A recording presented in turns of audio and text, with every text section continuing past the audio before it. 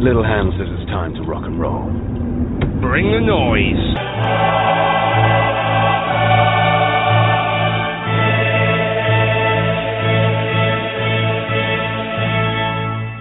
Five, 4, 3, 2, 1, go. Good evening, folks, and welcome to the E-Tims podcast, the first of 2024, and a happy new year to one and all out there in Celtic supporters land. And I am very glad to say, for the first time this year, a warm happy new year and welcome to the man across some water somewhere, Monty C. Burns. Monty, what continent are we in tonight? Definitely Northern Europe. It's fucking Baltic here in Armagh. Lovely, yeah, very cold, nice, cold and dark. Just the way you like it. Yeah, very cold. Nice. Well, welcome and happy new year to you. Welcome to the first podcast of 2024. And the reason I've come to you first is because, which I'll allude to later, I'll come to second, is to Hector Bandido. Happy New Year, Hector. Happy New Year, Desi. Happy New Year, Monty. The reason I was worried is you were snowed in for the Rangers game, so have you managed to clear the heated driveway yet? Got the Huskies out, Desi. They did the business, but unfortunately I couldn't get to the game on time, so they had to take me home. Hut. Okay, so we'll come to that later because we do have a lot of things to discuss. As I said, this is the first of the year. We did not expect to come on so early, but as everyone out there is aware, a certain game happened on December the 30th, which is still ongoing. That game is still ongoing as far as we can tell. Soon to come to a court of session near you very soon. But we'll come to that. We'll come to that eventually. We've got a couple of things to discuss first. The first thing I wanted to bring up, Hector, you had been a big advocate of the biggest tactical stroke beneficial change that we could make at Celtic was getting the Green Brigade back. And I think we're all glad to say the Green Brigade are back. And you did allude on Twitter, Green Brigade back, 0 defeats. Coincidence? Yeah, and I knew that would reel a few in. You know who they are, right? They just can't give any credit. And it was kind of, they've come back, we've played 4 and won 4, and the time they were away, we lost 2 consecutive league games. And also, we only took 1 point out of 6 at home against Motherwell and Hearts. So there's facts for you, right? And many of us have all mentioned, back to the COVID season with no fans, some clubs are impacted. Some clubs are really dependent on that extra boost for support. And we're one of them without a doubt. So the board, again, they can't take any criticism. That's just how they are. The guys who seem to hold on, can you just repeat that there? The board can't take any criticism. Are you praising the board here? Just to be clear. They can't. The board can't. I won't shout. They can't. And they're delicate souls, aren't they? Really, they take the praise, which they've earned at times. We'll give them praise when it's due at times, but when there's anything to stick up for the fan base, they'll always bottle it and they'll turn an easy-ish targets. So the Green Brigade aren't perfect. The boys who are the other ultra group who are excellent as well, who sit obviously diagonally across from them, they also refused to attend because the Green Brigade were kicked out. That was great solidarity with both sets of fan groups. And a lot of other fans, people who will know this, but a lot of other fans refused to go as well who aren't members of any of the ultras groups. So you've got your 2 main singing sections that start the atmosphere, keep it going. They're not there. You know, Desi, you and I, we're there. It's like a morgue. And people can say, why don't you start up a song? It's not like that. It's, back in the days of the old jungle, you'd supporters buses who would all come in together to the jungle or the Celtic end, and they start a sing song, wouldn't they? Just now, because you're all seated, you're not sitting in groups of 30, 40 pals together. So it just doesn't work that way. So the fan groups who are the ultras, I think there's about 150, the Green Brigade, about 40, 50, the boys, they're the ones that keep it going. And it's like a morgue without them. So delighted they come back for the Livingston game just pre-Christmas. We were under a bit of pressure, be fair enough to say. Results hadn't gone our way. Feel we deserved to beat Livingston.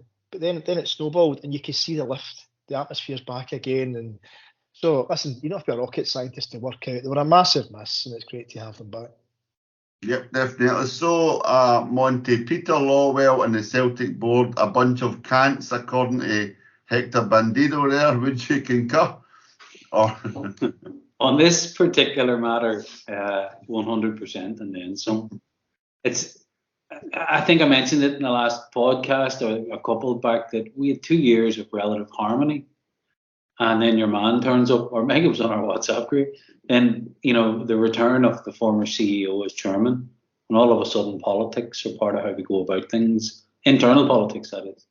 The manager doesn't appear to be getting the backing from the outside. We start to fracture.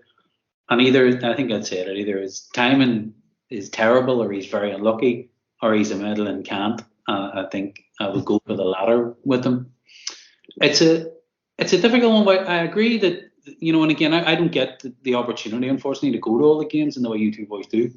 But I do get over now and again, and Hector's right. The contribution to the atmosphere from those 2 singing sessions is significant, and it does make for a good spectacle. And when you're watching the games, you can tell that there's a lift for the players there. But I couldn't help but thinking at the same time something else was going on. I don't know. And I love an old conspiracy theory now and again, but it just felt that maybe there was something else going on behind the scenes that we're not privy to. Like the team really tanked after the Feyenoord game. I was talking to a good buddy of mine, Ryan Nolan, Lurgan man, who was over at the Hearts game with, I think, his 2 young fellas. And in all the years of us going, and I mean, we've watched some dross through the 80s and 90s. He said the Hearts game was possibly the worst game he had ever watched Celtic. I thought, fuck, that bad? He said, seriously, but his primary reason was, he says, the atmosphere in the ground. He says, that'd have been better going down to Lurgan Park and watching Lurgan Celtic. So the influence that has is hugely important. But the ability to join the club up in the way that we seem to have done when Ange was here for those 2 years, I don't think we'll reclaim that space again with Lowell, unfortunately, as part of the direction of the football club. And there's a bigger danger now that there's a family sort of dynasty building there, which I really, really don't like. So, yeah, huge contribution positively having the Green Brigade back. Think there's something else going on in the background on the footballing side, but hey, we're out the other side of it seems, and hopefully we'll be stronger for it then. Yeah, well, I think we'll come on to that a little bit later, because there's a few talking points that kind of nudge that, so we'll come back to that later. In respect to the Livingston game, Hector, a few wee notes, and I didn't want us to go straight to the Rangers game, because I think there's some interesting aspects to the Livingston game and the Dundee game that are worth remembering. Namely, for the Livingston game, Hector, Palma 2 assists. When did we start getting a guy who could actually cross a ball and find a man? When did that start happening at Celtic Park? He's a bit of an enigma, Palma, and this is where, as fans, it's a results business, especially for us in Scottish football, right? There's only going to be. Excuse me, just to let me know, if anyone's get cliche bingo, they're playing cliche bingo out there. That was 7 minutes, 4 seconds for the first cliche of the year. Well, there's more to come. Don't worry. Right? Well, it's a game of opinions, Desi. It's a game of 2 halves. Game of 2 halves. That's right. It's a podcast of 2 halves, Desi. There we go, right? He is an enigma, though, right? It's early doors, so this is where the balance, we've got to find the balance here. The guy's only in 3-4 months. Guy from Central America has been playing in Greece for a season. He's only 23, and he's pretty much taken the Jota position, who in a short period he'd sort of found legendary status, Jota, with the Celtic support. So it's massive. It's massive player to replace, and you can see the inconsistency. We've spoken about it in the podcast with him. Technically, he can deliver a great ball, but his decision making at times, he's got to improve it. He can be too much of a one-trick pony. He cuts inside far too often.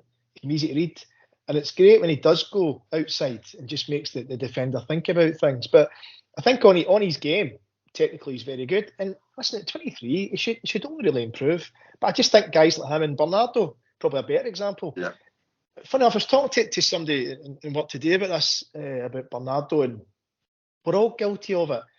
Bernardo's a 21-year-old guy from Portugal, right? Coming over here, seems to speak a wee bit of English, but it's the cultural and climate change. You come to this part of the fucking world, right? Monty mentioned Ireland, west of Scotland, Glasgow, right? Darkness, piss and rain for months. You're a 21-year-old kid coming here. On your own. It's got to be tough. It's got to be tough. So it can take guys months. And I think you could just see him just like a switch, bang, I've settled in now. And I just think all of us, at times, we've just got to be a bit more patience. I know it's easy saying that, right? But I think it would help us all to do that.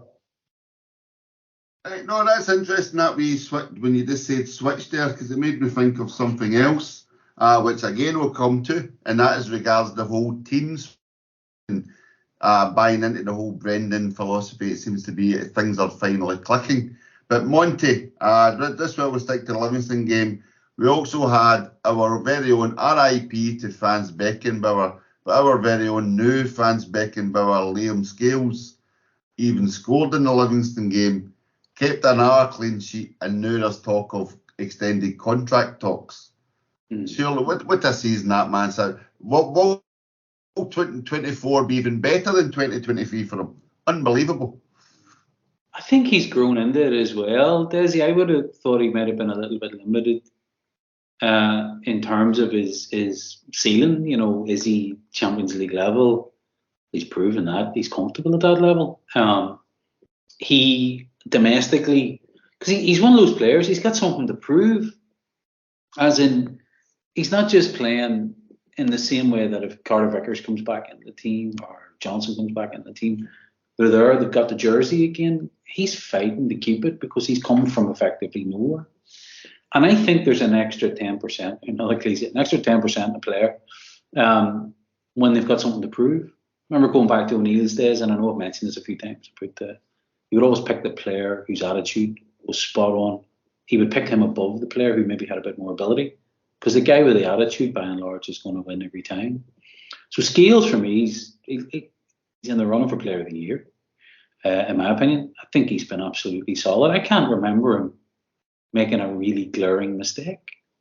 I really can't. He got caught, I think, with a ball over the top of him, maybe against the Huns, and they probably should have punished us. But he's guilty. I would say he's done it a few times against Rangers, which will come on to, but he does have that errant pass in him. The Starfelt pass, I think we would call it, in Hector's mind. It does occasionally, he tries to play. He's not as bad as Starfelt. Oh, there it is. But that 20-yard pass, it doesn't find the midfielder. But that's not really his job, if you know what I mean. So I don't really hold centre-halves to that high account, so to speak, in this day and age. I'll tell you just on that, and I know we'll talk about the game. Naraki, whatever you pronounce the young fella's surname, his passing ability from the back to break the lines looks fucking exceptional. It really has. He has that pass. He has the thing that you would crave in a centre half to play that type of quick transition football.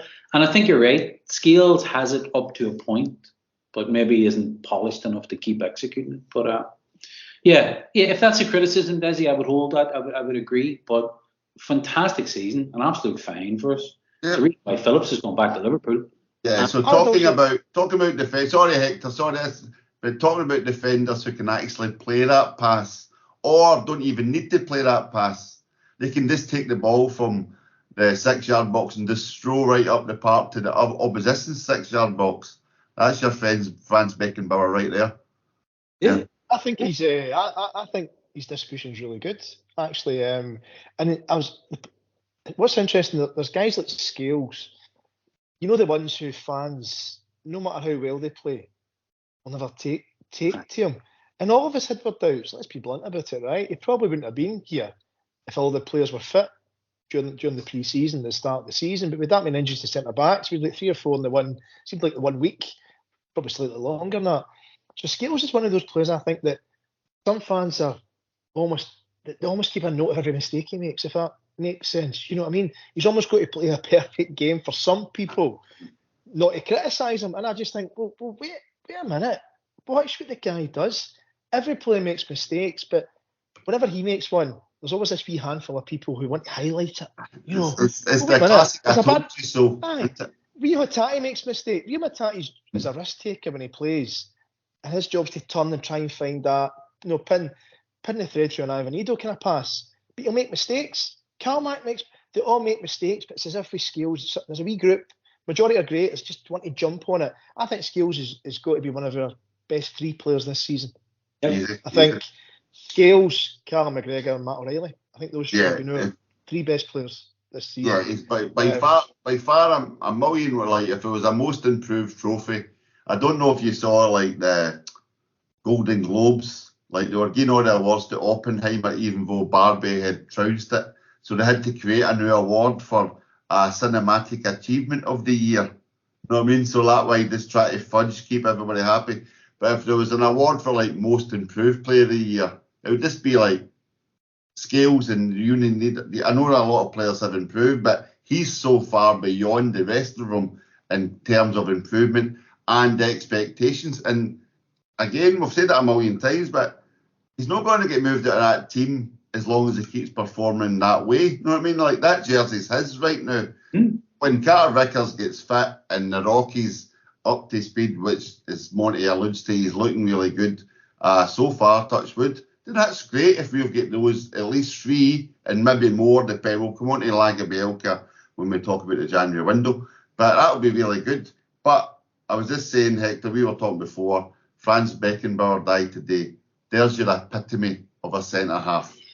Like, I mean, I know we like joke about Celtic Grandad CSC, but even like we're like kind of around about the 68, 1970 age group. But even then, even growing up, you knew, even then we knew how good that guy was. Here's the thing for a lot of the our younger listener. Aye, but back when we were really young, i.e. like 10 and below, whatever, there was only 3 TV stations, right?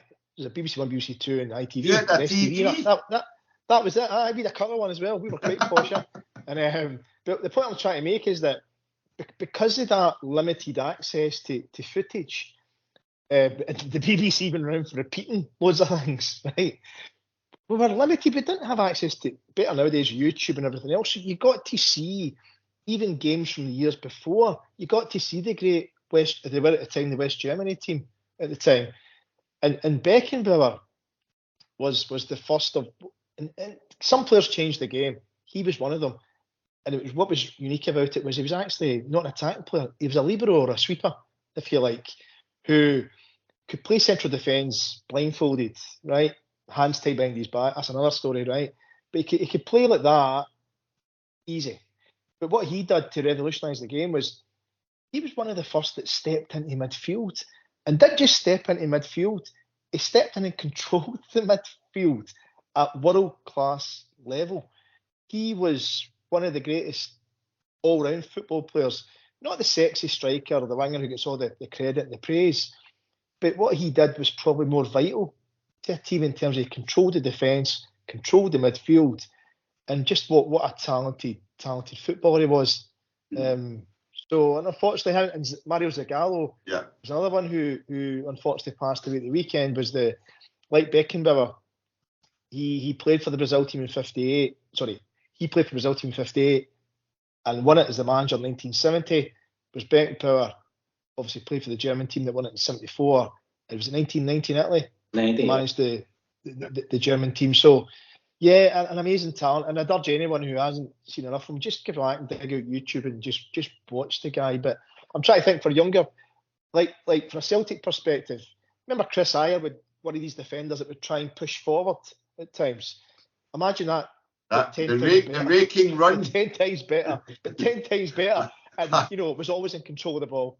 Aye, the ball was always within 5 feet of his feet, no 5 yards. No, that way. Exactly. Yeah, but a different level altogether. Right, so RIP Franz Beckenbauer, we wanted to get that wee touch in. I'm going to move on to the Dundee game. And you touched on it a minute ago, Hector, but I'll come to Monty for this.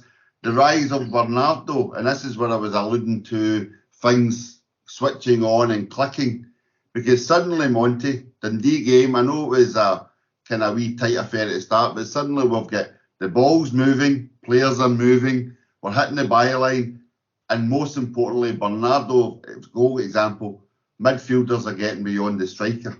Suddenly we're making forward runs, we're not just passing across the pitch. Suddenly something's changed there for that team. Yeah, I think the notion of the reaction to the Hearts game, and how that was communicated, I suspect, by Rodgers. Like, you seen him after the game fuming, for not the first time this season. And you seen him also, when he was asked, are you surprised by it? I think his exact comment was, no, not really. It's because of the way we played. We got well reserved. So he stung them, apparently, when he talked about them not being physical enough, and the players got to bleat a wee bit after was it St Johnstone first half? And they got to talk about being stung, and then they produced 2 back-to-back performances like Kelly and Hearts. So I have a funny feeling he's going through them for a shortcut. At whatever was going on there, he's going through them for a shortcut. But as you say, the speed of execution all of a sudden is much better. Speed of pass. Nothing appears on the face of it to have been changed tactically. I know they tried to highlight Bernardo making that run on that inside left, and it's a trademark run and a timed run. And you've got O'Reilly doing similar on that sort of inside right. So you've got these midfielders now hitting spaces, and maybe it's just starting to happen on autopilot. But also with Bernardo, he brings you something that maybe Iwata doesn't. I still think I'd still put Iwata in at 6 and push McGregor. Say it. It's like that Mulhouse meme when they all turn in Simpsons and go, say it, and it's usually James Tavernier saying disappointed. Come on, Monty, give us the first. There's a player in there somewhere. There you have it, folks. Bingo is complete. We'll be need Tim's. Good night. But I think also in O'Reilly and Bernardo, you have the physique of a midfielder that Rodgers wants. Tall, got a wee bit of dig about him, athletic, and Bernardo just looks like someone who's now very, very comfortable playing. And I know he's only had a run of 3 or 4 games, maybe 4, and it's his improvement in each game, Desi, that I think. And when it came to the Dundee game, that's when it kind of looked like this boy could do all right. And again, he's 21 with the option to buy. It could be a really, really good piece of business. But nice to see us turn the corner in the manner we did at Dundee. Yeah, and I think it was actually Desi. Sorry, Desi. I think with Bernardo, just the Dundee game, it was nothing each at half time. It should have been 3-0 up. Kyogo missed a sitter, Palmer missed a sitter. We controlled the whole first half, and usual panic on Twitter. But we actually played really well. But the point I'm going to make here is, in my head, it's probably a little bit more simple than that. Bernardo scored the first goal that game, his first goal for Celtic, and quite a scrappy goal. He made a good run, but in terms of the finish, I think it was almost like a double hit through the keeper's legs, and it trundled over the line. And sometimes just that goal, that boost of confidence, that first goal can give a player at any level. And when that ball hit the net, or even hit the net, trundled over the line, he seems to have just pushed on 2 or 3 levels since that ball hit the back of the net. So I wonder if that played a big part in it.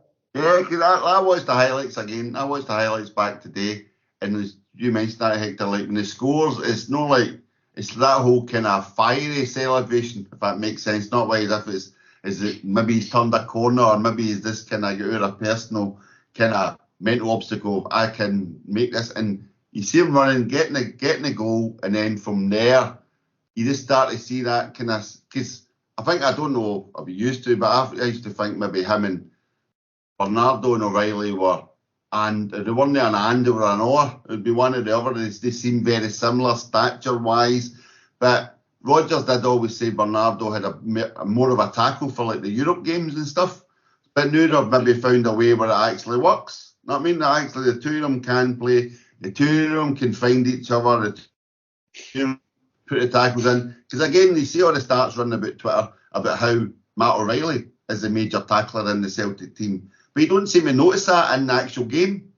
But it's because he's like pressing and getting a touch. No, that sort of way. It's not the classic Simonovic tackles. It's just nice wee niggles and nice wee touches to take it off a guy's toes. That kind of idea that we don't really notice as much as fans. It's not glamorous, but it's just breaking up the play perfectly.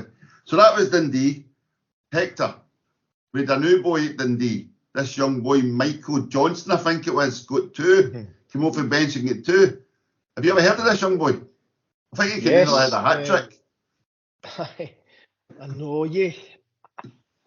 I feel for players who just, for whatever reason, it's just not going to happen for them, right? And I think Mikey Johnson, it's just unfortunate for him. There's no disputing the guy, Celtic daft, gives his best, but it's just not going to happen for him. It's Celtic, and I'm glad he got a couple of goals, helped us get the 3 points. I've no doubt we'll see. We're going to come to the players moving in and out this month. I've no doubt Mike will move out this month. And I really, when he does, wish him all the very best wherever he goes next. There's one thing, Hector, that I would say, and it had me almost as furious as Greg Taylor. And I think it's the one piece that if you watch that last game again, Johnson didn't come on and play his role. He came on and played for himself. He came on to try and prove it's subtle. It's not overt because he's not thick, but his positional sense was atrocious. He left Taylor exposed 2 or 3 times, 2-on-1, even after Taylor had told him. His decision making then suggested someone who was trying too hard to impress, as opposed to just going on and being professional. And I think that's his downfall. Maybe it's just for timing, injuries, whatever else. It hasn't worked for him. And now he's trying too hard to try and make it work. But the best thing for him to do is go. You know, it's harsh. You'd love to see him. He's really, really talented. Really, really talented. But he's just not. And here's the thing, Monty. Yeah, I'm 100% with you on that. The part of his position, modern football in particular, you've got to be doing your defensive side of the game, especially against 10 men. But, and here's the thing with him, just to demonstrate your point about he has got ability. So late in the game, it was still 2-0, 10 minutes to go. And one of the few times that we did something, not one of the few, but we controlled the second half. He actually cut inside Johnson from the left wing, inside the player, and played a beautiful reverse pass to Turnbull, who was then pushed over by Tavernier. So that's an example of what he can do. But the downside, as you've touched upon, in modern football, you've got to be able to track back, do the dirty, the hard part of the game. Yeah. It just doesn't seem to be there with him, unfortunately. And that's really interesting. I know, like you mentioned that, Monty, because I had made a note when I was watching the highlights back in the day.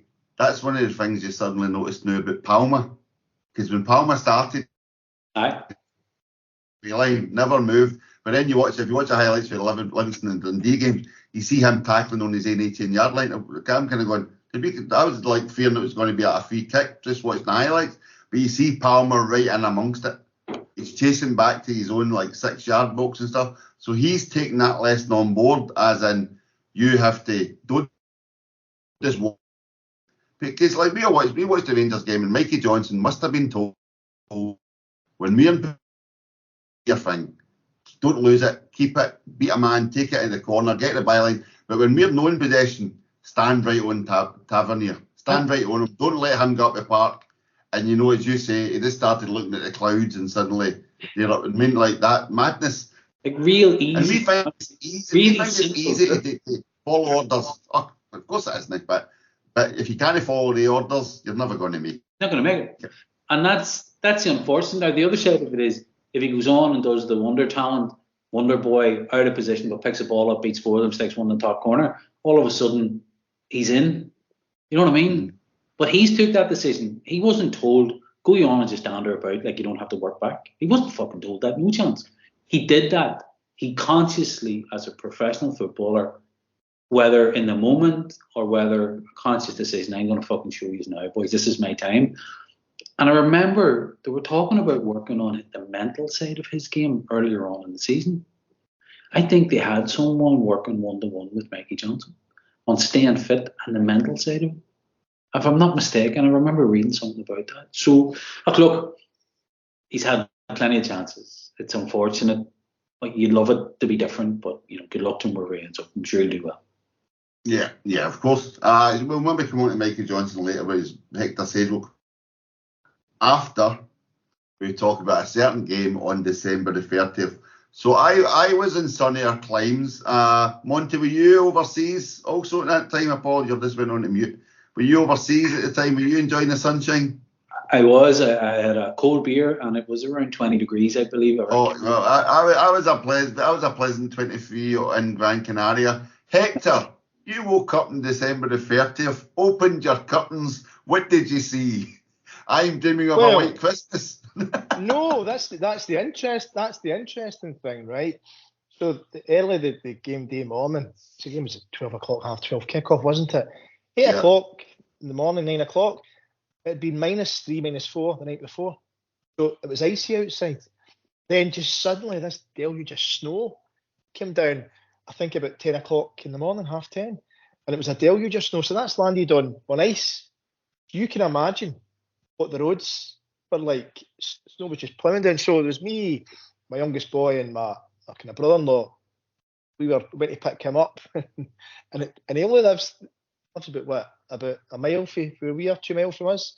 And it took us almost an hour to get to his house because the cars were just skidding over the road. Lorries had jackknifed no far from us. So it got to the point where we couldn't make the game. Absolutely gutted. So we turned back. I think the north side of the city had got it. Just a kind of one of these street things that happen. Yeah, So we're a bit gutted. We're a bit gutted, right? I must admit. However, we managed to watch the game. That was the important thing. That's fine. Yeah, right. So before the game, Monty, of course, we had Cameron Carter-Vickers out. He wasn't going to make it. We had worries about certain other people in the team. So Cameron Carter-Vickers wasn't going to make it, and it was a case of for some old mammy daddy getting worried. But it should have been worried knowing that Dessers was in their lineup as a striker, given the way the game. Stats here, right? Or let's just say the stats for Rangers: 14 shots, 3 on target. I mean, that's so. So I've seen Chris Boyd already saying they need to go and sign Lawrence Shankland, a new striker, if someone will buy. The game, Monty, were you at any point? I have to say, Desi, that when I seen Welsh starting, I was a little bit like, but then only because Lagerbielke was fit and had played more than him. So, it was quite clearly a statement that Lagerbielke will move on along with Kobayashi, who's been nowhere near the team. So it was a wee bit, but once the game started, you kind of, I think we're bought more into the system now. It's something we talked about a few podcasts back, that maybe the players are struggling to understand the system or what's expected of them. And I think Welsh coming in, he's obviously well rated. They give him a 5-year contract to start the year. Rodgers likes him. Rodgers trusts him. He has pedigree. Didn't we have an offer from an Italian team from last year, 2 million, 3 million or something? So he's obviously rated in football circles. He's just never had, a bit like Johnson, he's never had any luck with injuries or when he's been given a chance. He's dropped out for a reason and he hasn't got back in. So he started really well, I thought too, Desi. But again, he's beside the rock that is skills. So, a settle back 4 is huge, but it does appear to be not as impacting to us when we have to swap one of them out, which is a good thing. But as regards Dessers, you'd be really worried if he really had paid 4.5 or 5 million for that. He's just not a good footballer. He's really not. By the way, he only had a big chance. He only had one. You mentioned already chances, Desi, but he had one clear chance. And the thing about that game, that the first half, they could have scored a couple of goals. We could have scored a couple of goals. One of those 50-50 first halves. What annoyed me about the first half for Celtic was that the 2 clear chances. The Dessers one was from an Alistair Johnson terrible pass that Dessers, funny enough, intercepted, which caused Welsh's injury because Welsh then had to slide in late and hurt his shoulder, I think. The second one was just a punt for their keeper. Away over. And Greg Taylor standing looking at the sky. And is it McCausland? Just ran past them. And that was they got 2 chances from that. So that was 3 of their main chances. 2 from the one that came to the long punt, and 1 for Dessers intercepting Alistair Johnson's terrible. They never cut us open by play. It was self-inflicted the first half by us. Second half, we totally bossed the second half until they got that late free kick, and it was like a wee bit of a panic. But watching the game back, if you watch it back again, they never really created anything of note in the second half at all. Yeah, definitely. This is we'll come on to the myth of that. We'll come on to the aftermath of the game in a second. But the actual goals, Monty. I mean, like Bernardo, yet again, Celtic rely on a set piece. How often do we have to rely on corners these days for goals? But Bernardo, steps up. And I hate to say I told you so, but that was 2 weeks in a row that I managed to get the goal scorer. So hopefully somebody is following me on Twitter out there that actually has made some money.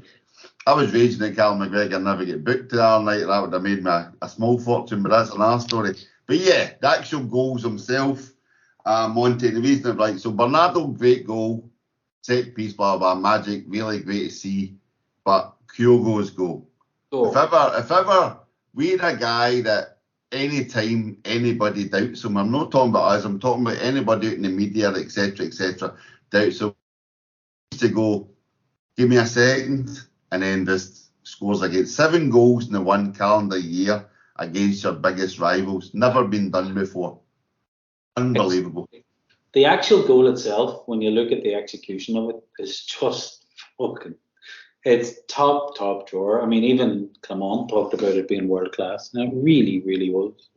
Just the touch, the second touch in the hit is just. If you were to it's the shoulder drop I loved. Aye. They'd be like, Golson thinks he's gone, and it just thinks. Oh, beautiful.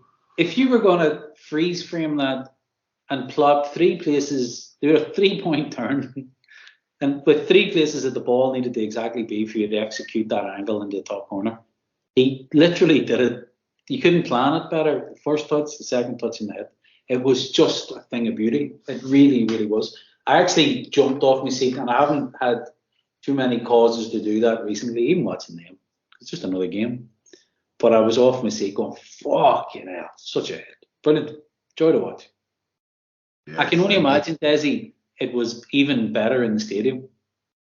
Well, if only we'd have been there, because I was on the beach in Gran Canaria watching it on my phone. And as much as it pained me, I had a beer in my hand with the sliding doors open, and I was about 20, so it was okay. What did you get watching it, Hector?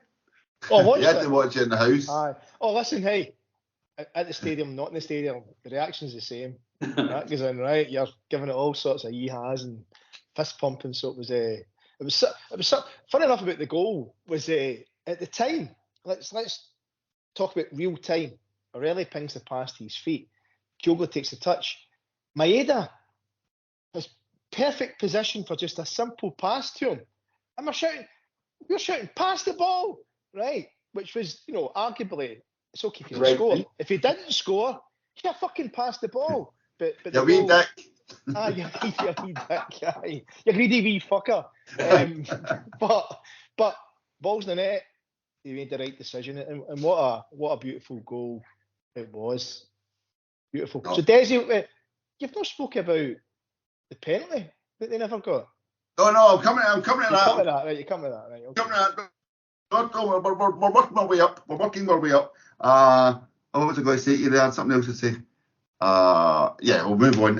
So I just got notice here, 2 great strikes and get back in your box. And as you said, Hector, like we haven't discussed this before, but we're clearly on the same wavelength, because I've just got second half soak up. I mean, like for all the, like, we let them back into the game with that.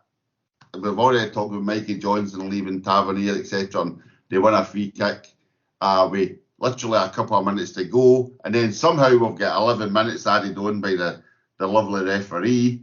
But again, I never thought at any point. But like, I'm watching the game on the beach in Gran Canaria, and every now and again I go, oh, fuck's sake. And my wife like, have they scored? And I'm like, no, I'd be acting a lot worse if they'd have scored, kind of thing. But there was, as you say, there was never any cutting you open, pulling the ball back, heading your hands, fear for your life, and no that way. And then again, they get a guy sent off. Classic nicking the ball away. Kyogo plays it, Maeda's off and running. Big Balogun just kind of pulls him down. That's in 77 minutes, I think. Hold on, I'll check my notes. Yeah, 71. Okay, I'm getting to. Anyway, so they got a guy sent off. But Hector, somehow, we had 18 tackles that whole game and get 7 yellow cards. It was amazing, wasn't it? And they're still shouting for 2 reds or some nonsense. Yeah. The funniest one was Paulo Bernardo's with Goldson, because Bernardo been booked for scoring a goal and running to the corner, and it's the inconsistency with referees. That was never a booking, right? It's not his fault. Fans invaded the pitch to celebrate, right? So you get booked for that. the one with Goulson was really interesting because again in real time watching it, my reaction is Goulson's done what he always does. He's dived. He's created that there. But the fact that Bernardo was on his feet, he stood on his feet. I thought there's no way he's brought him down. He's brought him down there. And when we seen the replay, and you can see that Goulson clearly kicks out at Bernardo. So if anything, he should have been booked for that. But anyway, that's by the by. But I just felt the second half, I thought it was a masterclass for Callum McGregor. I thought Callum McGregor was, by the length of Buchanan Street, whatever, the best player on the pitch. It was just a masterclass. He was 6, he was 8, he was everywhere. He was a conductor of the orchestra against them. And that's the two games we already did. That's the two games this season against them at Ibrox and at Celtic Park. He's been the best player on the pitch by a distance. But do you not think McGregor looked a bit slow with Cantwell in his pocket all day? Because it must have weighed him down quite a lot. I love Monty. I love Chris Sutton saying maybe Todd Cantwell should go and watch Callum McGregor's DVDs. To be fair to Big Sutton, he knows how to cut somebody to the quick sometimes. Aye. And Cantwell, he brings it on himself as the old classic. You stand up like that. You want to be the cheerleader, you have to be able to back it up. He's like Joey Barton. He's like a lightweight Joey Barton. He's just one of those people, and he gets off on it, and it probably works for him and it works for them, but that's a few games now where he's been really shown up against top-class midfielders, and it can't be easy for them in that midfield against Celtic's midfield. Genuinely, and it's not that I have any sympathy with him, but when you're up against McGregor's just a top-level operator, and Rogers just said it, he's a level above. And he's a level above pretty much anybody in Scotland. Lundstrom, Clogger, bit of a footballer. And you've got, they had that wee horrible Belgian fucker. What did you call him? Aye. Oh, I was thinking about that. And he looked like him and Cantwell had a kind of... Raskin. Was it Raskin or Raskin or something like that? I think he's injured again. So, and then they've still got Ryan Jack. And again, the classic question that no one can answer. What question is Scott Wright the answer to? I mean, like, they always seem to turn to get Scott Wright on, and I'm going, who asked that question? What question is he the answer? I have no idea. Right, but this quickly before we move on to penalty and Vargate, etc., right? A few stats. Like, the Rangers, talking Hector about the actual, the way the game panned out, Rangers only had one offside that whole game. No, as in, like, they considered one offside, we had 3 offsides. They only had 2 corners, so it's not as if they were pushing up the park and causing the defenders to clear the ball away under pressure. 1 red card, 3 yellow cards for them. They only had 14 fouls. But strangely, we had 56% of the possession. So again, it's weird how they're always so dedicated to tackle Rangers. But again, the thing I thought really interesting, their passing accuracy. And then maybe this goes back to the whole Bernardo O'Reilly, Callum McGregor, 70% passing accuracy for that whole team, Rangers team. I mean, that's piss poor, really, when you think about it. 70% for a top-class European team that we keep getting told. It was interesting, Desi. I thought Clements, or Clement, whatever you pronounce his name, I thought his tactics were wrong. And I know football's a game of fine margins in the first half. Again, I'll get back to the earlier point about their chances came for our self-inflicted mistakes in the first half. But if you'd have watched Celtic, what Celtic struggled with this season is a team setting up 2 banks of 5 low outside their box. We struggle at times to break through that. He kind of played into our hands a bit. He made it an open game, which suited us. It suited McGregor. It suited our midfield to use the space and move the ball.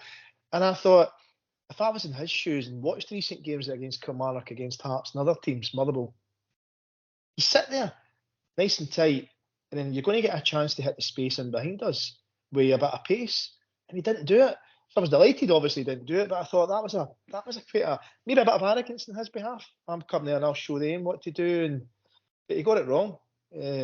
Thankfully for us, and we bossed that game. I mean, 2-1, I think didn't do the game justice. How much we were in control the second half. So yeah, well deserved winners. Yeah, I should say, I should have highlighted this earlier. I did have it in the first line. The predictions in the last podcast were, I said 1-1, Ralph said 7-0, but Monty and Hector both said 2-1 to Celtic. So well done, gents. Hector did say possibly 3-1, maybe it possibly could have been. But so well done, that was a good prediction there. Right, so now we come to the big talking point if you want to make it your big talking point, because you need to deflect from the fact that your team, which was apparently going to be in the ascendancy, is now back in the doldrums. Monty, penalty Rangers, not today. Is the Pope to blame? Is the Pope and Bella Houston to blame? Well, Monty, break it down, part by part, right? It's hard to, I don't know, it's hard to understand, really, other than a deflection.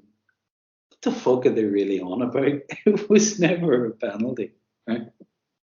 So, if we're, hold on now, sorry, I'm going to go down a rabbit hole, Desi, bring me back. Carry on, Alice. Go to the handball, go to the handball. See, before you go down the rabbit holes, see the actual on the pitch, what happened on the pitch, right? So, because that will take us to the rabbit hole you're going to get to, right? But number one, the handball, Monty. Did Alistair Johnson use his arm hand? Absolutely, yes. When I seen the replay, I went, oh fuck, that's a penalty. Did most of us probably thought, if we're being honest about it, penalty. And if it happened the other end, we'd not be screaming for a penalty. We'd not have got it. We'd not be screaming for a penalty. So I think we're all agreeing. Are we all agreeing, Desi, Monty, that the handball's there? It probably would be a penalty. You'd expect a penalty. Yeah. Let's just say we all feared it was a penalty. Right, but we can. We're admitting nothing. As Monty had said all his teenage years, I admit nothing, but that's another story. But so it's a handball, and no one sees it. And then on the second replay on the Sky Sports coverage, you hear them go, "Oh," and you're going, "Oh." And then they show the replay of the passage of play as the conversation started, and it's very clear that they're all offside when the ball is played. So you're thinking, okay, well, we didn't really get away with one because it wouldn't have been a penalty anyway. And anybody who would have logically thought about how that passage of play transpired would probably, if they're rational, come to exactly the same conclusion. But it seemed to be, in the coverage, it seemed to be that they wanted to make that the big issue of half-time. Because even in the studio, as I'm sure he's watched, even Lennon was saying, it's a fucking penalty. I think he said I'd be apoplectic if that happened, and I didn't get that. And then they bring the VAR lines, which confirm what you saw with your own eyes, which McFadden actually said, or was it McFadden, James McFadden? Yep. James McFadden. He said something along the lines of, well, he looks offside, but that's not the point, it's a penalty. And then we go through the fucking looking glass into some bizarre world of grievance. And I'm completely unclear, Desi. In fact, I'm baffled by how the whole thing is still even being discussed. It wasn't a penalty. Move the fuck on. But now we've got a papish conspiracy led by Willie Collum. We have an SFA conspiracy. We have the Huns doing what they want to do to deflect. And all the while, the game's done. What can they do? If that was us, I'd be a bit embarrassed, if I'm honest with you. Should we replay the game, Hector, in this first? Oh, absolutely. Without a doubt. And replay it at Ibrox, I'd have to say, to be fair. Right. With 10 men. It's like, I know, it's like that old joke. And a penalty. Remember that old joke? Remember the old joke where Henrik Larsson goes and plays Rangers by himself at Ibrox, and he walks back into the dressing room and they go, "How'd you go on?" And he went, "One each." And he goes, "What do you mean one each?" He went, "I get sent off for celebrating too much." He still can't beat him. But aye, Hector, so it's just it's went mental, but Monty, just so the breakdown, we're all agreeing there's a handball. Watch the replays, you're thinking penalty. What's come out of it is the referee in real time didn't give a penalty. He gave a goal kick in real time. So he's given a goal kick. And during the guy, he's never seen that, an infringement. VAR's had a look at it. So Willie Collins on VAR, he's looked at it, and he said that's not a penalty. Oh, VAR, yes. Aye, he said it's not a penalty. So the fact that Willie Collins seen the VAR and went, that's not a penalty, he didn't think the armball was enough for a penalty, right? I mean, there is no decision stands with the referee. which is a goal kick to Celtic. And a lot of this shit came out, and they go, why was it not given as a free kick as an offside? Because the referee didn't think it was a penalty, didn't see it, and VAR didn't think the handball was a penalty. His decision.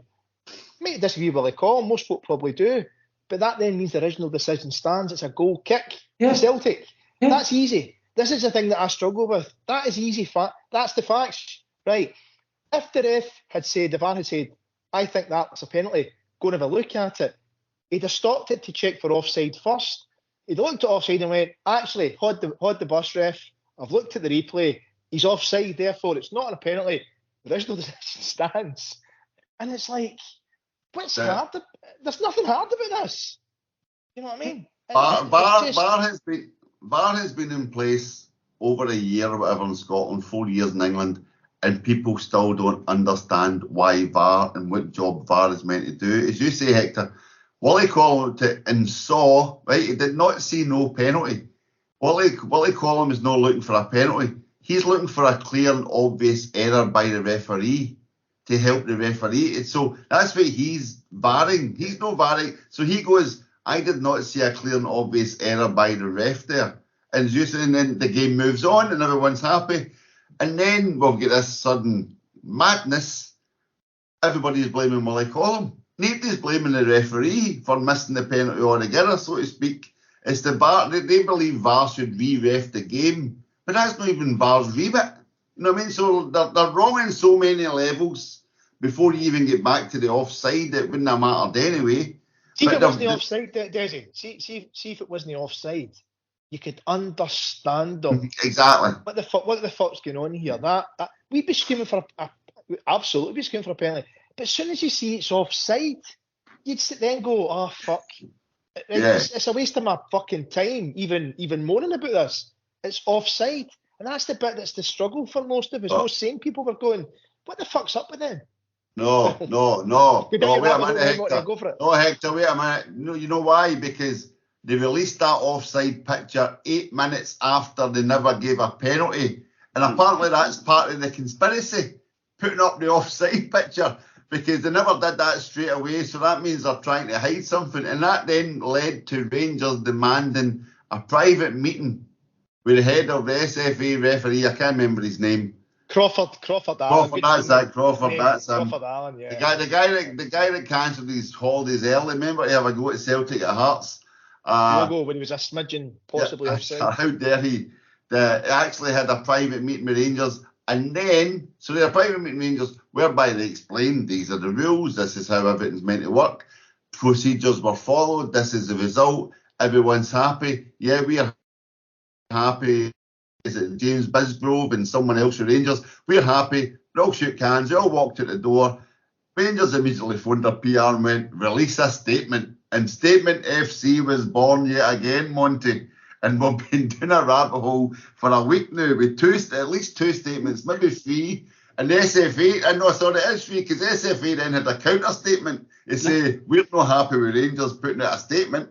And it's just going on and on and on. And they've even had a game since. That's what I don't. They've had another game since, and they're still going on about it. When they got a penalty given against them. Exactly. The world record, no more. No, I mean, they actually got a penalty. Was it Motherwell? Was it? Who was it? Guess Kelly was a VAR. Andrew Dallas. Oh, Kelly, sorry, that's right. But you see, there's serendipity in all this. That after all of the fucking cheating and dodginess and everything else that goes along with it, they get undone by what they think somehow VAR should have given them, when the laws of the game and everybody else, you even had, for fuck's sake, Bobby Madden coming out within a day and saying, like, this is why it's not a penalty. Like, what are you talking about? But I don't know if it was Phil McGilloyne or someone said it's about deflection for them, because that's two big games they've had this season against us. They've bigged themselves up and they've failed both times. And it appears that their only measurement of success is defeating us. Now, by extension, if they beat us, then they win the league. So there's a little bit of that, but it's gone into the realms of stupidity now. Like, isn't there an SNP motion demanding the release of the video or the audio from the SFA by a guy, James Dornan? He's demanded that in Hollywood. He's also asked for transparency from the SFA. Which is For all games, Monty, the little bit, the subtext behind this is that's the headline. The subtext is be careful. All with games. your fucking whisper. And who's got the Exactly. benefit of all the VAR calls over the last 18 months or so, or 15 months? One club And at a all, time. and all of a sudden, a penalty is given against them, and you want it. You're never paranoid enough when it comes to those fuckers. And it's the notion that, they're not even trying to hide it anymore. They're just hiding it in plain sight, which would be their arrogance. But ultimately, I know we said in the last podcast, if we look after ourselves, we should be all right, 9 times out of 10. But this year, especially with so much on it, you just want... I was probably nervous for that game, Desi. I wasn't nervous about the lineup. Or anything like that. I was nervous about the outcome if we didn't win it. And as I'd said to my mate when I bumped into him before the Dundee game, if we win the next 2 games, the storm blows over. We're all right. We're back to where we were. And we're back now to what's essentially a 2-point gap in our favour. Yep. And haven't come through a sticky spell. But fuck, if we were to bang drums like that after a dodgy penalty decision, sure, we'd be issuing a statement every week. Well, that's the thing, isn't it? And again, like, we're into the window now and the break, and I think they're going away. We're not going away. But the whole impetus and they're no longer looking towards our rising company. They're looking inward. No, that way, as you said, we've been beat twice. They know they're coming up short. They're looking at people like Cantwell and this. Like, I was in the pub for the first half in Gran Canaria, and to cut a long story short, my wife went, "Why don't you go to the pub and watch?" I went, "There's no a Celtic pub here, right where I was." And she went, "There's one here showing the Old Firm game." And I went, "That's not a Celtic pub. They'd never say Old Firm, right?" So walked in, sure enough, half Huns, half Celtic. Time I've got there, I'm in this.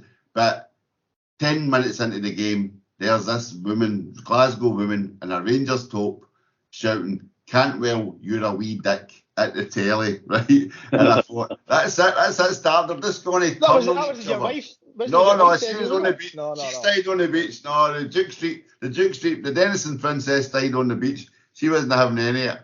But I had to end up, I could only stomach one half. I had to leave because I couldn't stomach it in a half. And it was, one telly was 2 seconds ahead of the other telly, the old fire sticks.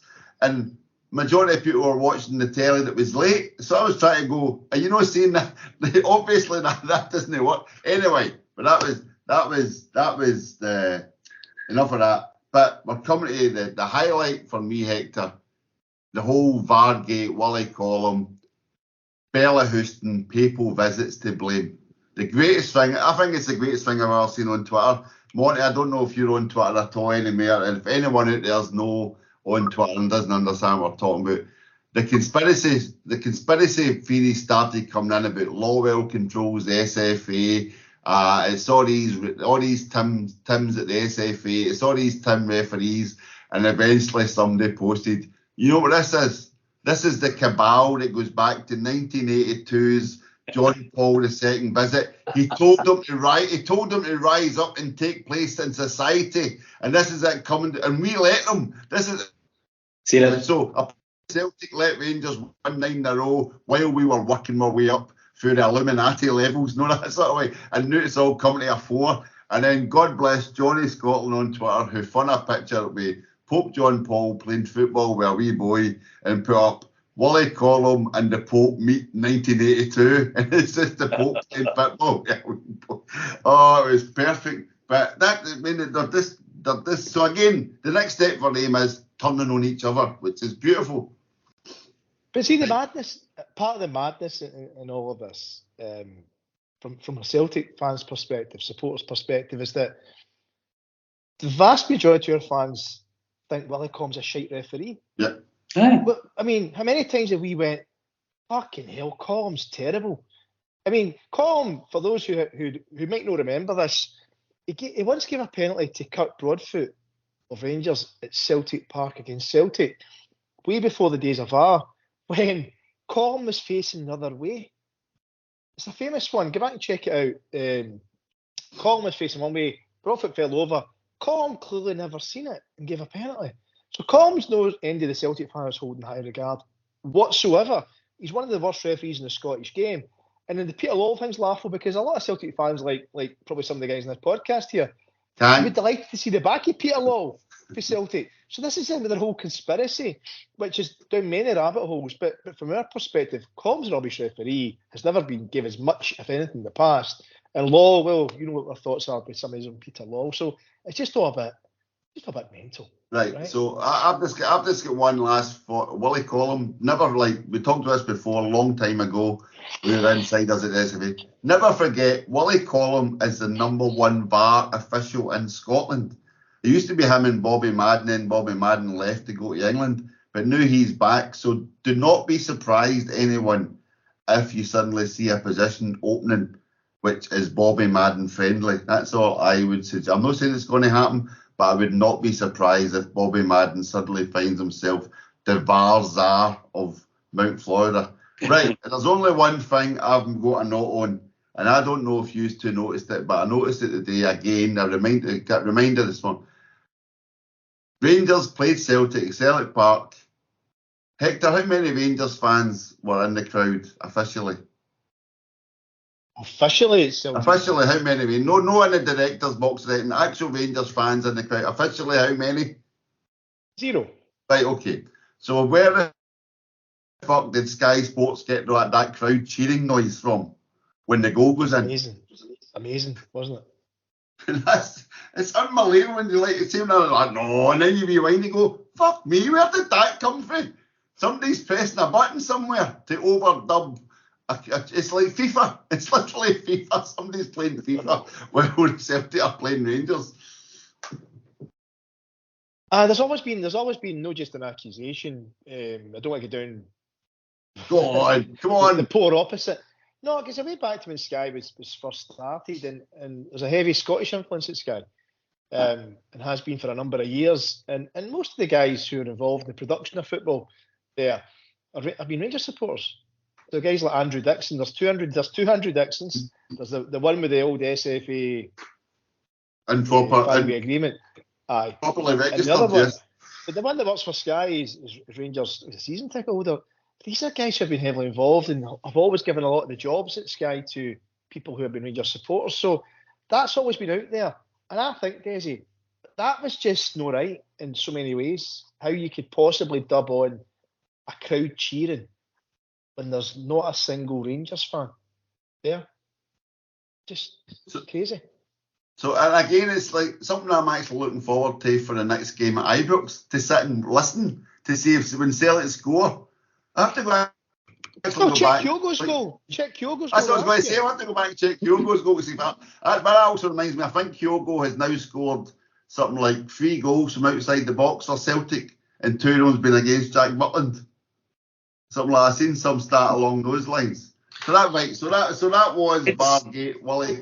Sorry, Monty. Just one wee thing on it. Just it is like you'd be surprised just how much noise a small amount of people can make in a large stadium like Celtic Park. Like I recall hitting the back of the net in the Rangers end. A significant I knew it was coming. And I also recall a rather large ooh as I hit the post in the Celtic end in a previous game. So don't underestimate it. But yeah, I think it was overdubbed. I did try and set you up earlier, Monty, when I talked about Kyogo's shit. I was reminiscent. I was waiting for you to go back. Soccer Aid then. Let's get the audio coverage for that, Desi, off the old VHS as it would be at this stage. Yeah, but it's pretty weird because I remember Danny Baker years ago on his radio show talking about how, see when you watch a horse racing and like the sound of the horses, and he said that was dubbed. You don't actually sound the horses make. They just put that on as a sound effect. Right. On the horse. And not why you always think, is that real? Is that not real? Can we believe anything? So welcome to Tin Helmet Conspiracy CSC tonight, folks. Right, so that was the game. We are 2 points clear. Wonderful end of the year. Fantastic.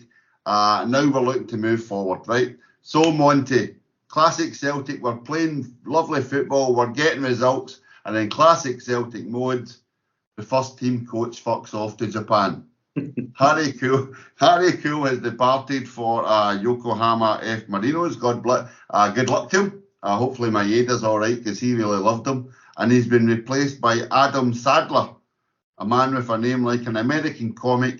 and a face like if you bought Gary Holt off Wish. So again, Monty, you've talked about this before. Brendan getting his own men in. He did bring back Jack Lyons, who was his former analyst, member, the Celtic analyst, went to Leicester. But now he's got Adam Sadler. And Sadler, just a quick remit in his CV. Man City, Plymouth, Norwich, and then Leicester for the last 5 years. So not a bad Celtic first team coach CV, sort of football first team coach CV there, Monty. Yeah, how long? Rodgers was 4 years at Leicester before he got the boot, wasn't he? Was it fifth season when he got turfed?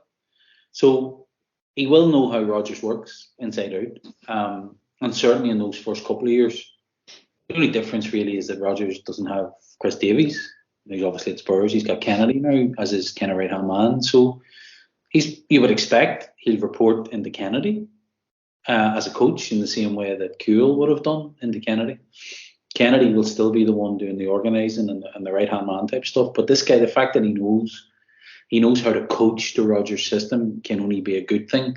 Kuhl will be a loss though. He did seem very popular and certainly the forward players. I think Palma scored a cracker and he went running straight over to him. Oh, that's right, yep. So obviously did a lot of work with the forwards. So it'll be interesting to see if there's any sort of, I wouldn't call it a dip in that. You would expect that this guy's a wee bit more rounded in the system, Desi. So it can only be a good thing. The fact he's getting his own. That's interesting. There may be an opening for a forward coach in the James Forrest mould opening up very soon if you think about it. I mean, that's my. So Hector, we've got Jack Lyons, the analyst, back. We've now got Adam from Leicester. Can we expect a Walker's sponsorship deal anytime soon, you think? I was going to say, Steve. Yeah. Maybe a bit of a stretch. We've also got, he brought back the guy who was at Glenn Driscoll, who was with him at Leicester. They brought him during the summer as well. So, like most coaches do, they tend to have their own core people that they've got trust in as well. It's interesting, because when Damien Duff was here the last time, he's seen the big improvement out wide. And I thought we took a wee dip when he left. And Kuhl came in, and that seemed to lift again. Because they're specific guys who the wide players, and the wide players are so vital to how we play now, right? Because in essence, we tend to use 4 wide players a game. 2 tend to come off after 60 or 70 minutes. So, it'll be interesting whether we're going to try and get another one in similar to that. Perhaps not this season, maybe come the summer. It's always good to freshen it up. I think for players as much as anything, fresh ideas, a new face, help them out. But listen, it was on the cards with Kuhl for a while. I think even Ange had mentioned it when he brought Kuhl in to say, look, Harry will get his own job pretty soon, but I like to hear fresh ideas now and again. It was even mentioned about 6 weeks ago, I think he was going to go to Japan. So this isn't, a major blow. This is something that had been known about. So best of luck to Harry Kuhl in Japan. Yeah, and again, I read his statement today, and again, he said he'll always be a Celtic fan, wasn't he? And again, I know these things, we all say it when we leave, whatnot, but I think it was one of the classic, truly beneficial for all parties, that Harry Kuhl coming to Celtic. This one he'd maybe had a couple of poor managerial runs, and then just picked his confidence back up, playing with world-class players, or at least international level players, and everybody's happy. I mean, he'll got a couple of winners' medals, everybody's happy. Good luck to him in Japan, exactly. No doubt we'll cross paths later on. Talking about Japan, we have Atati and Maeda away with Japan, but Kyogo misses out. Hector, we must have some squad, eh? I mean, for us, being Celtic supporters, it's good that the wee man's no away, but I mean, I feel a bit gutted for him that he's no there. I mean, he's been brilliant for us, and fair enough, he's took a wee dip in the last few weeks up until the recent game against them. He's missed a few chances, unlike him, but you feel a bit gutted for him. I'm just hoping it doesn't impact him, because there's a wee bit of documentary done on him, wasn't there, a few months ago that was shared about the World Cup squad, was it, for Japan being named, and it was a Japanese film crew followed him, and it showed his reaction when he wasn't selected, and he was absolutely heartbroken. So I'm just hoping, he maybe uses that to spur him on. He's usually a level-headed kind of guy, Kyogo, doesn't he, anyway, so, but fingers crossed. But yeah, you're right, Desi, they have got a good team, Japan. I mean, I'm sure they played a couple of friendlies, I know it's friendlies in Europe recently, did they pump Germany? Germany like 4-1 or something. Yeah, and again, I think it's just that, we see Maeda in a different perspective as a Japanese international team, Maeda. He's the first line of defence right through the set, that sort of thing. He's pressing everybody. Kyogo's these sort of thing. Horses for courses and stuff.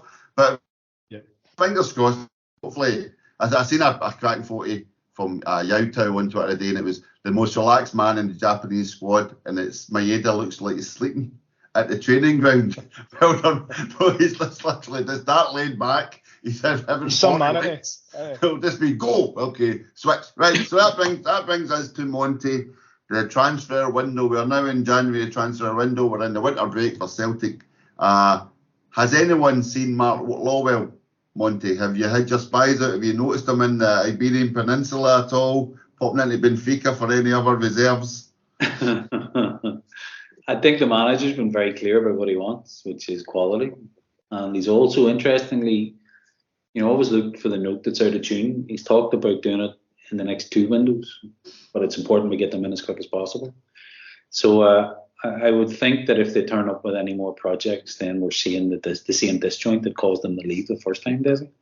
So if he's anywhere, I would hope he's working on seasoned players that can come in and, go straight into the team effectively. Quite the opposite of what I'd read on one of the blogs where they're banging the drum about more projects. Just come on, lad. And it was laid out, by the way, just that, everyone's got their opinion and all that, but that particular article was laid out in such a way that seemingly every project was a fucking success. And it ignored, I could rhyme off 20, all of whom I said there was a player in there, by the way. Did you read the article? But seriously, for every hit, there's 5 misses. So you can't keep doing fucking projects. But if it's 6 million down for Bernardo as a project in a Jota vein, yes, they're acceptable. And they would be acceptable, I think, to the manager. But he's been very, very clear. Get him experience, quality, and get them in as soon as possible. But we'll do it over the next 2 windows. So, Desi, I think if we're lucky, we'll maybe get 1, maybe 2 maximum. Yeah. But they have to fit that bracket. They can't be another 21-year-old potential kid unless they're already starring in a league and fit that. To be fair to the same guy that wrote that daft article, the number of appearances, 30 to 40. They're starting to cut their teeth at that level. Like that young fella, is it Chris Garden or something like that from Copenhagen in Denmark or something? Someone like that who fits the profile but is proven already. You might be onto something with him, Monty. You might be onto something. The Rumour just woke up there. Hold on. That's all we're saying, Monty. You might be onto something with him. He's highly rated, Desi. Just I think it was 17 million for Leicester the last time. No. We're talking about a different player here, aren't we? Right, okay. Monty's talking about a forward that plays sorry, Danish League. We were linked with him in the summer, and he's a kind of modern day forward, covers all areas, works his socks off, and is going to get better and better. So that's just one to keep an eye on. If it's not this month, it's one. Rodgers was very open on that recent interview when he said, and Monty, all praise to you here, because you've consistently said on our podcast it tends to take a manager 3 transfer windows to build the team he wants. And Rodgers specifically mentioned that last week. He was, look, January and this summer is when I'd like to think we'll have what I'm looking for the start of next season. He clearly didn't get what he wanted last summer. I think, and he's mentioned it again, you maybe get a couple in the summer, maybe another 2 or 3, because you don't want 11 new first team players in. So it's just like a couple in this January, maybe 2 or 3 in the summer, and 2 or 3 will move on of the first 11. If we're being honest about it, it wouldn't surprise us if Martinelli moved on, right? But here's the thing, that the projects is quite a wide term, right? There's projects. There's a 19-year-old guy that's hardly played a game of football, or there's a guy that's 21 that's maybe played 50 games. They're quite different, right? But what you need, the Kenny team needs, is a balance between good young athletic players and 1 or 2 experienced heads. So right now at Celtic, you've really got 2 experienced heads, haven't you? You've got Joe Hart and goal and Callum McGregor. And that's kind of it. Whereas you think back a year or so, Aaron Moy came in just for that season, and what a difference. It took a lot of pressure off McGregor and off the midfield, with a guy who was composing the ball, kept possession well, was just a good footballer. Then prior to that, you had Juranovic and Giacomakis, a bit more experience as well. We lost all that. We mentioned this in the most recent podcast. We lost all that and didn't replace any of them. So you've got to have a balance. And the thing about these guys, sign them young and sell them on, absolutely understand it. But when are you ever going to build anything? If you keep wanting to get in 2 good ones and sell them within a year to 18 months, how are you ever going to build a sustainable, successful team that might, in Europe, look to go on perhaps in the Champions League, get beyond the group stages, or if you get to the Europa League, get to the quarterfinals. If you keep selling your best players every year, 18 months, you've got to get a balance there. Move one out, keep one for an extra couple of years, and keep building on that. And I think this strategy, you're right, Monty, it's very much hit and miss most of the time, and it's a bit of a false economy, isn't it? Let's get 5 guys in at £2 million rather than 2 guys at £5 million. It doesn't make sense to a lot of us. It's the conservative gambler's dilemma, Hector. I'll go a quid each time instead of going a fiver this time, even though the odds are the same. But how's about we go back for some previous development targets like Ivan Toney, currently available for 80 to 100 million pounds, or maybe a John McGinn, 40 to 50 million if you like. Yeah. You know what I mean? And these, I was going to say, would you take Shanklin? I would take Shanklin. Yep. I'd take him. Purely because you'll get the same money. You'll get him for the same money we paid for Giacomakis. No, even better than that. And then let him go. Even better than that. Shanklin versus O. Who's going to score the most goals in Scotland? Who's going to win you the league? Shanklin every day. And if he wins you the league, you get Champions League. So your 4 million gets you 40 million. Huh? So for me, but see at the same time, if your scouts and your scouting database and the systems doing their business, with Rodgers now at the forefront after being let down at the summer, hence why he's not away anywhere, why he's staying here. Part of the reason why he's staying here is to be central to any of these conversations and deals taking place. And you can take that straight to the horse's mouth. That's why he's here, right? If you're in his shoes, and I'm not disputing domestically, Shanklin, I'd agree with you. Yeah, he's probably more reliable than O to put the ball in the net. No doubt about it. But if Rodgers and the guys are doing their business, you're not telling me that for 2 or 3 million more than him around Europe, you couldn't get a far superior striker. Oh, well, yeah. I mean, that's... But even, like, again, I'm not advocating please go out and buy Lon Shanklin, but just saying he could clearly do a job for Celtic. See, this Miovski would be a good buy for Celtic. A guy who's proven himself, he's robust, he can actually... But maybe he could kick on because he's got maybe 5 years on Shanklin. Shanklin's 29. You know what I mean? So again, you'd be back looking at your 25-year-olds. Miovski's got a good bit of experience now. I'm not saying he's a world-class striker, but we're having to look at a certain bracket, and then hopefully Brendan can develop them into the next. We're not even talking about big levels, just an RV step up. You know what I mean? So Desi, I'm going to throw in 2 names into the mix, right? So, Monty had mentioned one already, who's very much somebody the club scouted. There's 2 others, and again, very, very few names, because it's a mixture of things. The club scouting, doing their business, and players' agents contacting, not just us, but a bundle of clubs, right? So it's very quickly gets out. So one player that I'm not saying it's going to happen, but we definitely have looked at is Van Hooydonk's son, Sidney Van Hooydonk. We were linked with him a few months ago. He did really well in the Dutch league. He's been in Italy at Bologna. Hasn't got many starts, but Bologna are doing really well. They're 4th or 5th in Serie A. They've had one of the best seasons ever. So there's talk that we might try and get him on loan at the end of the season. He's 6'2", 6'3". It gives you that bit of physicality. So if Kyogo's struggling... Would he want more than £8,000 a week like his dad? Aye, I know. So there might be nothing in it, but make no come to anything, because bear in mind, we're probably going to get 5 or 6 players we're looking at for each position, right? But he's one that's on the list. Another one is Japanese midfielder Eo Tanaka. Eo and then Tanaka, who plays in Division 2 of the Bundesliga. So before people go, Division 2, no. Right, very good standard. He's with, I think it's Dusseldorf over there. And he didn't go to the Asian Cup this year. He was selected initially in the squad, didn't go because he wanted to sort his future out. He's a central mid in the mould of Rio Hatate. What's interesting about him is when Ange just came in that June time when he came in, wasn't it? A whole raft of Japanese players were listed, and he was one of them. And it was Ange decided to go for Rio in January instead of this guy. But when Rio's no there, we miss that spark at times. And there's been a heavy news that we've been linked with this guy. So again, might not happen, but we've been looking at this guy, Io Tanaka. So again, so I he's think we could get him for about 3 million. He's 25, 5'11".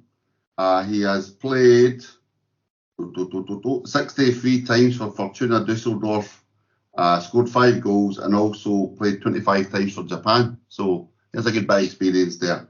Again, but there's other players like, again, we always talk about left backs.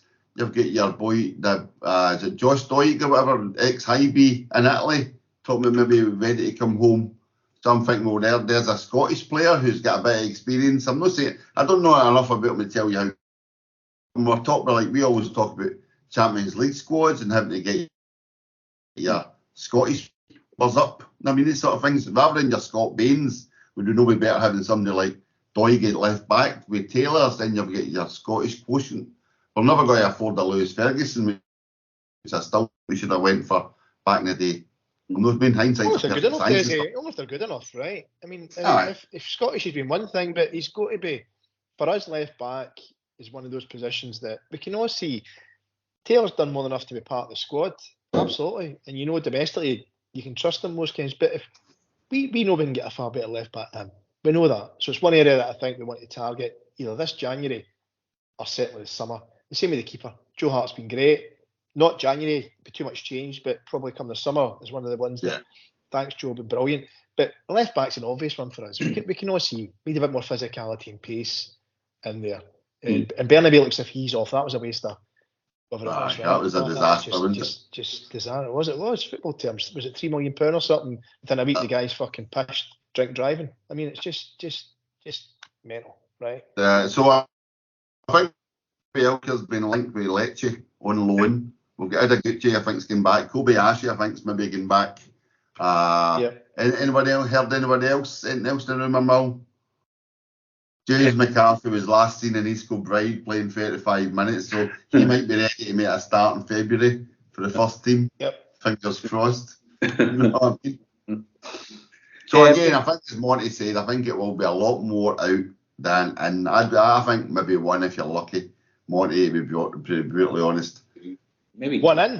Aye, one in. I don't.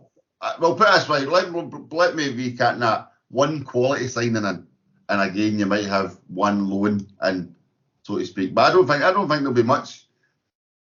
Judging unless there's a sudden panic up there. I'm expecting between 3 and 4 in, but not all. Transfer fee signings. I'm expecting maybe 1, possibly 2 transfer fee signings, kind of 3-year contracts, whatever, and at least 1, possibly 2 loan deals, potentially a loan with a view to buying in the future. That's what I'm expecting.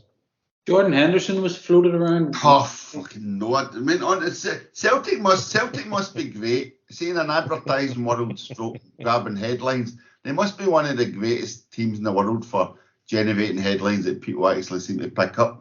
There's men like Jordan Henderson would like to come back to the UK at 34 years of age. That sort of way. I'm sure you would, Jordan, because things you probably end up like say a Fulham or a kind of Nottingham Forest, that sort of thing.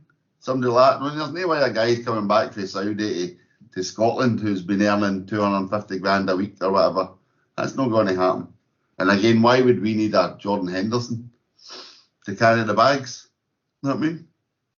We've got James McCarthy as our 34-year-old stalwart. So I can't see that happening. Jota, on the other hand, if we want to go and get him, that would be lovely. Alrighty, so we'll conclude tonight. Thanks very much to Hector Bandido and Monty Burns. Thank you, Hector. Cheers, guys. Thank you, Monty. Thanks, lads. It's just left for me to say thank you to everyone for listening tonight. My name is Desmond. Good night.